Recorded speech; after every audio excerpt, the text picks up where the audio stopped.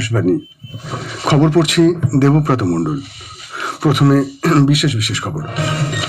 কেন্দ্রীয় মন্ত্রিসভা জল জীবন মিশন প্রকল্পের মেয়াদ 2028 সালের ডিসেম্বর মাস পর্যন্ত বাড়ানোর অনুমোদন দিয়েছে। মন্ত্রিসভার অর্থনৈতিক বিষয়ক কমিটি 4,474 কোটি টাকা ব্যয়ে পশ্চিমবঙ্গে 2টি রেল প্রকল্পের অনুমোদন করেছে। দেশে রান্নার গ্যাসের কোনো অভাব নেই এবং অযথা তা নিয়ে আতঙ্কিত না হতে বলেছেন পেট্রোলিয়াম ও প্রাকৃতিক গ্যাস মন্ত্রী হরদীপ সিং পুরী। লোকসভায় অধ্যক্ষ ওম বিড়লার অপসারণের প্রস্তাবের উপর আলোচনা চলছে।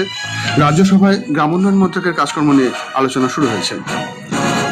মন্ত্রিসভা প্রধানমন্ত্রী নরেন্দ্র মোদী আগামীকাল তামিলনাড়ুর তিরুচিরাপল্লীতে 5,650 কোটি টাকারও বেশি মূল্যের একাধিক উন্নয়নমূলক প্রকল্পের উদ্বোধন ও শিলান্যাস করবেন। পশ্চিমবঙ্গে আসন্ন বিধানসভা নির্বাচনে কোনো বৈধ ভোটারের নাম বাদ যাবে না বলে মুখ্য নির্বাচন কমিশনার জ্ঞানেশ কুমার আশ্বস্ত করেছেন।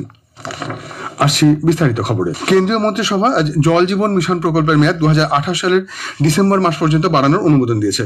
নতুন দিল্লিতে এক সাংবাদিক বৈঠকে কেন্দ্রীয় তথ্য ও সম্প্রচার মন্ত্রী অশ্বিনী বৈষ্ণব বলেন, প্রধানমন্ত্রী নরেন্দ্র মোদীর সভাপতিত্বে কেন্দ্রীয় মন্ত্রিসভা জল জীবন মিশনের মাধ্যমে যথাযথ পরিষেবা সুনিশ্চিত করতে পরিকাঠামো পুনর্গঠন ও পুনর্নির্মাণের প্রস্তাব অনুমোদন করেছে।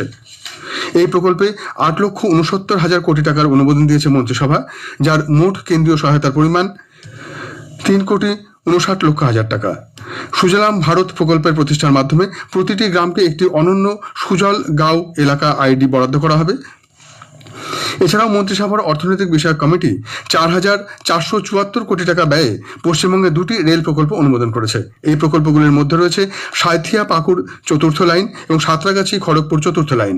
এই প্রকল্পের বাস্তবায়ন যোগাযোগ ব্যবস্থা সুগম করতে এবং যানজট কমাতে সাহায্য করবে বলে শ্রী বৈষ্ণব মন্তব্য করেন। इस जल जीवन मिशन का 2.0 वर्जन अप्रूव हुआ। 1.0 वर्जन इतना महत्वपूर्ण महत्वाकांक्षी इतना बड़ा प्रोजेक्ट था, करीब 13 करोड़ परिवारों तक पहुंचा नल से जल। अब इन सारे प्रोजेक्ट्स की operation and maintenance, water source, society को जितनी डिफरेंट जो कमिटीज बनी है, विलेज की कमेटी, ग्राम सभा की कमेटी, पंचायत की कमेटी, इन सबको इन्वॉल्व करना, फिर जहाँ पे पॉपुलेशन बढ़ रही है वहाँ पे नए सोर्सेज निकालना, एक तरीके से अब इसको सस्टेनेबल बनाने का टाइम आया। शुरू में टेक ऑफ करना, कवरेज लाना, अब है इसको सस्टेनेबल बनाना। মন্ত্রিসভা তামিলনাড়ুর মাদুরাই বিমানবন্দরকে আন্তর্জাতিক বিমানবন্দর হিসেবে ঘোষণার অনুমোদন দিয়েছে। মন্দির নগরী মাদুরাইতে অবস্থিত মাদুরাই বিমানবন্দর রাজ্যের প্রাচীনতম বিমানবন্দরগুলির মধ্যে একটি।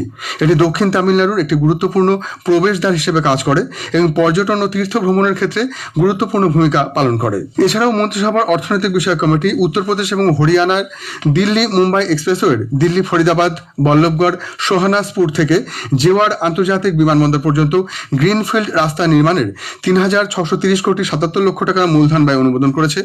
31.42 কিলোমিটার দীর্ঘ এই প্রকল্প করিডরটি দক্ষিণ দিল্লি, ফরিদাবাদ এবং গুরুগ্রাম সহ জাতীয় রাজধানী অঞ্চল জুড়ে অর্থনৈতিক এবং যোগাযোগ বৃদ্ধি ত্বরান্বিত করবে। এর পাশাপাশি অর্থনৈতিক বিষয়ক কমিটি জাতীয় সড়ক 752 ডি এর বাদনওয়ার পেটলওয়ার থান্ডলা টিমার ওয়ানের মধ্যে 80.45 কিলোমিটার দৈর্ঘ্যের একটি 4 লেনের করিডর তৈরির অনুমোদন দিয়েছে। অনুমোদিত করিডরটি দিল্লি মুম্বাই এক্সপ্রেসওয়েতে উজ্জয়িনী থেকে টিম রাওয়ানি ইন্টারচেঞ্জের সংযোগ প্রদান করবে। বাণিজ্য শিল্পমন্ত্রী পীযূষ গোয়েল আজ নতুন দিল্লিতে 40তম আহার আন্তর্জাতিক খাদ্য আতিথেয়তা সংক্রান্ত মেলা ফুড অ্যান্ড হসপিটালিটি ফেয়ারের উদ্বোধন করেছেন। চলতি মাসের 10 থেকে 14 তারিখ খাদ্য প্রক্রিয়াকরণ শিল্প মন্ত্রক ও ট্রেড প্রমোশন সংস্থার যৌথ উদ্যোগে এই মেলা হতে চলেছে। এই উপলক্ষে একটি প্রদর্শনীর আয়োজন করা হয়েছে। সাংবাদিকদের মন্ত্রী জানান, আজকের ভারত বিশ্বের 7ম বৃহত্তম রপ্তানিকারক দেশ, তাই এই ধরনের মেলা দেশের উন্নতির ক্ষেত্রে লাভজনক। শ্রী গোয়েল জোর দিয়ে বলেন, বিগত প্রায় 3.5 বছরে ভারতের 9টি মুক্ত বাণিজ্য চুক্তি দেশের রপ্তানি ক্ষেত্রে 38টি উন্নয়নশীল দেশের বিনিয়োগের সুযোগ করে দিয়েছে, যা বিশ্বব্যাপী বাণিজ্য ক্ষেত্রে ভারতের অবস্থান শক্তিশালী করেছে। পেট্রোলিয়াম ও প্রাকৃতিক গ্যাস মন্ত্রী হরদীপ সিং পুরী বলেছেন যে দেশে গৃহস্থালির কাজের জন্য রান্নার গ্যাসের কোনো ঘাটতি নেই। এ ব্যাপারে তিনি সবাইকে আতঙ্কিত না হওয়ার পরামর্শ দিয়েছেন।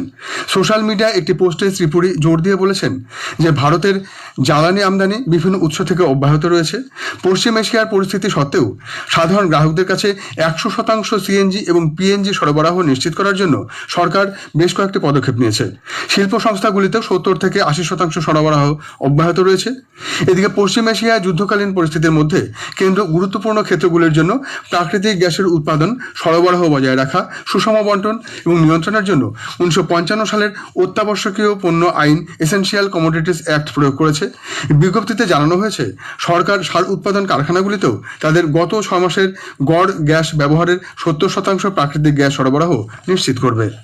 ইন্ডিয়ান অয়েল কর্পোরেশন লিমিটেড জানিয়েছে এলপিজি উৎপাদন বৃদ্ধি এবং হাসপাতাল ও শিক্ষা প্রতিষ্ঠানের মতো অত্যাবশ্যক ক্ষেত্রগুলির জন্য গ্যাস সরবরাহ অটুট রাখতে প্রয়োজনীয় পদক্ষেপ নেওয়া হয়েছে।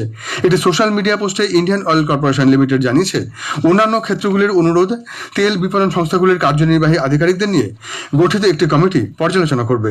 প্রয়োজনীয়তার ভিত্তিতে অগ্রাধিকার দেওয়া হবে। এই জন্য 3টি ইমেল আইডি চালু করেছে তেল সংস্থাটি। উল্লেখ্য, এর আগে গ্যাস সরবরাহ নিরবিচ্ছিন্ন রাখতে তৈল শোধনাগারগুলিকে এলপিজি উৎপাদন বাড়াতে বলে একটি নির্দেশিকা জারি করেছিল সরকার। এআই ইম্প্যাক্ট শিখর সম্মেলনে কংগ্রেস নেতা রাহুল গান্ধী আন্তর্জাতিক স্তরে দেশের ভাবমূর্তি ক্ষুণ্ণ করার অপচেষ্টা করেছেন বলে বিজেপি অভিযোগ করেছে। নতুন দিল্লিতে এক সাংবাদিক সম্মেলনে বিজেপির মুখপাত্র সম্বিত পাত্র বলেন, এআই শিখর সম্মেলনে যুব কংগ্রেসের সংগঠিত প্রতিবাদ, বিক্ষোভ প্রদর্শন কাকতালীয় ঘটনা ছিল না। দেশকে বিশ্বের দরবারে কালিমালিপ্ত করার এক সুপরিকল্পিত প্রয়াস ছিল কংগ্রেসের, আর এই নেপথ্যে ছিলেন রাহুল গান্ধী। আবগারি দুর্নীতিকাণ্ডে এনফোর্সমেন্ট ডাইরেক্টরেট ইডির দায়ের করা মামলার প্রেক্ষিতে দিল্লির প্রাক্তন মুখ্যমন্ত্রী অরবিন্দ কেজরিওয়াল এবং প্রাক্তন উপমুখ্যমন্ত্রী মনীষ সিসোদিয়া সহ বিবাদী পক্ষের সবাইকে নোটিশ জারি করেছে দিল্লি হাইকোর্ট। মামলাটি শোনা হবে চলতি মাসের 19 তারিখ। প্রয়োজনীয় অন্তর্বর্তী আদেশ দেওয়া হতে পারে বলে আদালত তার পর্যবেক্ষণে জানিয়েছে। খবর শুনছেন আকাশবাণী থেকে। লোকসভায় অধ্যক্ষ ওম বিড়লার অপসারণের প্রস্তাবের উপর আলোচনা চলছে। দুপুর 12টায় মুলতবি হওয়ার পর লোকসভার অধিবেশন ফের শুরু হলে কংগ্রেস সাংসদ ডক্টর মোহাম্মদ জাভেদ প্রস্তাবটি উত্থাপন করেন। তিনি বলেন, অধ্যক্ষ বিরোধী দলনেতার সভায় বক্তব্য রাখতে তিনি দেননি এবং বিরোধী দলের মহিলা সাংসদদের বিরুদ্ধে অযৌক্তিক অভিযোগ তুলেছেন। শ্রী বিড়লা সভার সব অংশের আস্থা অর্জনের জন্য প্রয়োজনীয় নিরপেক্ষ মনোভাব বজায় রাখতে ব্যর্থ হয়েছেন বলেও তিনি মন্তব্য করেন। আলোচনা শুরুর পর কংগ্রেসের সাংসদ গৌরব গগৈ বলেন, রাষ্ট্রপতির ভাষণের উপর ধন্যবাদসূচক প্রস্তাবে বক্তৃতা দেওয়ার সময় অধ্যক্ষ বিরোধী দলনেতা রাহুল গান্ধীকে বারবার বাধা দিয়েছেন। শ্রী গগৈ বলেন, এই প্রস্তাবটি সভার মর্যাদা রক্ষার জন্য আনা হয়েছে। তিনি বলেন, অধ্যক্ষ সরকারের কণ্ঠস্বর নন, বরং সমগ্র সভার সকলের অধিকারের রক্ষাকর্তা হিসেবে তার ভূমিকা পালন করা উচিত। তৃণমূল কংগ্রেসের সাংসদ মহুয়া মৈত্র লোকসভার অধ্যক্ষ হিসেবে ওম বিড়লার মেয়াদ নিয়ে প্রশ্ন তুলে অভিযোগ করেন, তার মেয়াদে বিরোধী সাংসদদের সবচেয়ে বেশি স্থগিতাদেশ দেওয়া হয়েছিল। আলোচনার সময় বিরোধীদের মাইক ইচ্ছাকৃতভাবে বন্ধ করে দেওয়া হয়েছিল।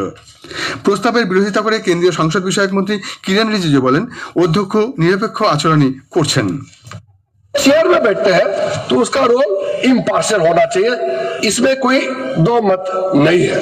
लेकिन जब संविधान को आप देखेंगे और इस सदन का रूल्स को आप देखेंगे तो स्पीकर का कोई भी निर्णय को आज तक किसी ने चैलेंज नहीं किया है। तो उस दिन नेता प्रतिपक्ष यहां खड़े होकर के कहा कि मुझे इस सदन में बोलने के लिए किसी से परमिशन नहीं चाहिए और ये मेरा अधिकार है इस सदन में बोलने का। हमारा नेता प्रतिपक्ष का अभी पिछले फर्स्ट पार्ट का ये मैं बात बोल रहा हूं, इस सदन में प्रधानमंत्री हो सकते हैं, मंत्री हो सकते हैं, नेता प्रतिपक्ष हो सकते हैं, मगर इस सदन में बोलने के लिए स्पीकर का परमिशन आवश्यक है। রাজ্যসভায় আজ গ্রামোন্নয়ন মন্ত্রকের কাজকর্ম নিয়ে আলোচনা হয়। আলোচনার শুরুতে বিজেপি সাংসদ কে লক্ষণ বলেন যে ভিবি-জি রামজি বিল গ্রামের মানুষের জীবনযাত্রার মান উন্নত করেছে।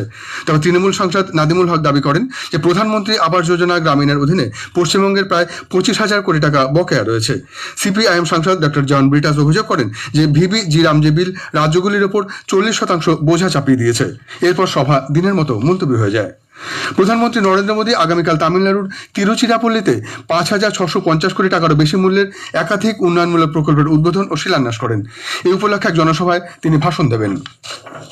পশ্চিমবঙ্গে আসন্ন বিধানসভা নির্বাচনে সব বৈধ ভোটার এবং ভোটাধিকার প্রয়োগ করতে পারবেন, তবে কোনো অবৈধ ভোটারের নাম ভোটার তালিকায় থাকবে না বলে মুখ্য নির্বাচন কমিশনার জ্ঞানেশ কুমার জানিয়েছেন। দুদিনের রাজ্য সফর শেষে নির্বাচন কমিশনের পূর্ণাঙ্গ বেঞ্চ আজ কলকাতায় সাংবাদিক বৈঠক করেন।